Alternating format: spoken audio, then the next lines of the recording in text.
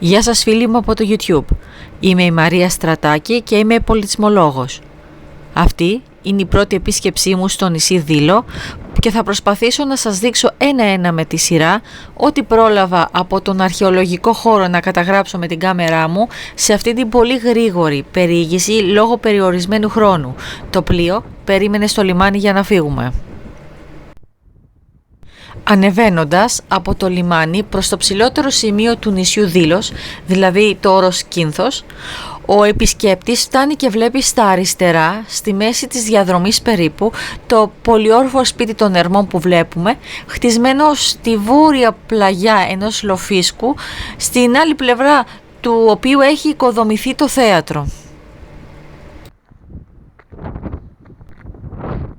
Η οικία των Ερμών είναι ένα πολυόροφο κτίριο που ανασκάφηκε το 1945 με 1950. Είναι ουσιαστικά η πρώτη δειλιακή κατοικία για την οποία έχουμε σημαντικά ευρήματα και πληροφορίες χάρη στο Γάλλο αρχαιολόγο Τζιν Μαρκέιντ. Η οικία των Ερμών οφείλει τη συμβατική της ονομασία στην ανέβρεση ενός κεφαλιού ερμή από ερμαϊκή στήλη που αντιγράφει αττικό τύπου του 5ου αιώνα π.Χ., πιθανώς του γνωστού γλύπτη Καλιμάχου. Οι ερμαϊκές στήλες, οι ερμέ, είναι λίθινα γαλμάτινα λατρείας του Ερμή, μερικές φορές και άλλων θεοτήτων, τα οποία ήταν ευρύτερα διαδεδομένα σε όλη την αρχαία Ελλάδα. Αποτελούνταν από κεφαλή και αντί για κορμό ενώνονταν με τετράπλευρη λίθινη στήλη. Οι Ερμές χρησιμεύαν εκτός των θρησκευτικών σκοπών και για ποικίλες πρακτικές ανάγκες, όπως η σταδιομέτρηση των οδών της υπαίθρου, ο χωρισμός των αγροτικών ιδιοκτησιών και άλλα. Το σπίτι των Ερμών είναι η χαρακτηριστικότερη από τις δειλιακές κατοικίες του 2ου και του 1ου αιώνα π.Χ. Η συγκεκριμένη είχε αναστηλωθεί ως τον πρώτο όροφο, αλλά στην πλαγιά του λόφου διακρίνονται οι άλλοι δύο όροφοι. Ήταν δηλαδή το λιγότερο ένα τριόροφο κτίριο. Το βίντεο αυτό γυρίζεται σχεδόν μεσημέρι τον Αύγουστο του 2023. Μία αρχαιοφύλακας που έπιασα τη συζήτηση με ενημέρωσε ότι στο νησί υπάρχουν πάρα πολλές οχές. Θα πρέπει να προσέχω πού πατάω ή μάλλον να κοιτάω πριν πατήσω οπουδήποτε. Το μόνο που είδα ευτυχώς είναι πάρα πολλές κολυσάβρες και ελπίζω μέχρι να φύγω από τη Δήλο να αποφύγω το δάγκωμα της οχιάς. Στο ισόγειο, αμέσως αριστερά της εισόδου, είναι το αποχωρητήριο ή αν το θέλετε διαφορετικά τουαλέτε καμπινές. Να, αυτό εδώ βλέπουμε την είσοδο στα αριστερά, αυτή εδώ είναι πιθανότατα. Και στο βάθος του διαδρόμου το λουτρό με μικρό πύληνο λουτήρα και θρανίο για να ακουμπούν οι λουόμενοι τα ρούχα τους. Δυστυχώς δεν μπήκα μέσα διότι, όπως ξαναείπα, ο χρόνος για να φύγει το πλοίο ήταν πάρα πολύ κοντά. Στη νότια πλευρά του εθρίου, λαξευμένος στο φυσικό βράχο, είναι δύο κόγχες που ακόμη και σήμερα ναυλίζουν νερό. Το νερό από τις κόγχες, καθώς και το νερό της βροχής από τη στέγη, συγκεντρωνόταν σε υπόγεια δεξαμενή κάτω από το έθριο και το αντλούσαν από το πηγάδι που υπάρχει στο κέντρο. Ο ισόγειος διάδρομος που είδαμε πριν οδηγεί σε μία αυλή με περιστήλιο, όπου ανοίγονταν ο οίκος και μία μικρότερη αίθουσα για συμπόσια. Οι άλλοι όροφοι ήταν προσιτοί με σκάλες από το βάθος της αυλής και οι όψεις τους είχαν βαθμιδωτή διάταξη.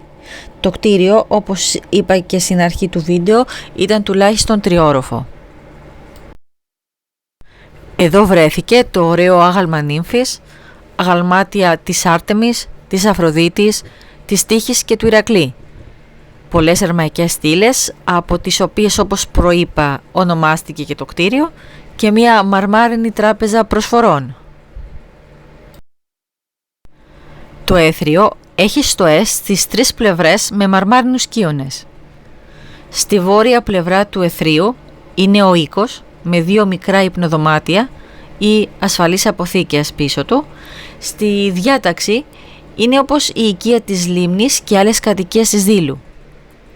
Ένας μικρότερος οίκος στην ανατολική πλευρά του εθρίου προοριζόταν για περισσότερο ιδιωτικά δείπνα.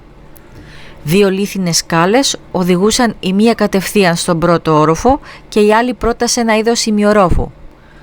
Στον όροφο επαναλαμβανόταν ο περίστηλος χώρος του ισογείου, ενώ οι υπόλοιποι οροφοί αναπτύσσονταν κλιμακωτά στην πλαγιά του λόφου. Είναι αβέβαιο αν πρόκειται για κατοικία μιας πλούσιας οικογένειας ή λέσχη κάποιου συλλόγου.